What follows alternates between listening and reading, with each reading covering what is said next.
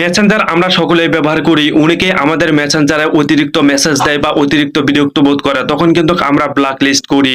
এখন আর black list করতে হবে না, আপনি জাস্ট হাইড করে রাখবেন, তাহলে ওই ব্যক্তিটি আর বুঝতে পারবে না, ওই ব্যক্তিটি আর এসএমএসও দিতে পারবে না বা আপনাকে জ্বালাতেও পারবে না। আপনি জাস্ট আমার দেখানো একটি সেটিং করবেন, তাহলে আপনাকে কোনো ব্যক্তি আর জ্বালাতে পারবে না, আপনি সুরক্ষিত থাকতে পারবেন, আপনাকে আর ব্ল্যাক লিস্টও করতে হবে না। এই সেটিংসটি কিভাবে করবেন ফোন স্ক্রিনে লক্ষ্য করুন, আমি দেখিয়ে দিচ্ছি। এরকম ইম্পর্টেন্ট ভিডিওগুলো পেতে আমাকে ফলো করতে পারেন। আপনারা চাইলে ভিডিওটি শেয়ার আপনাদের টাইম লাইনে রাখতে পারেন, পরবর্তী অবশ্যই আপনাদের কাজে লাগবে।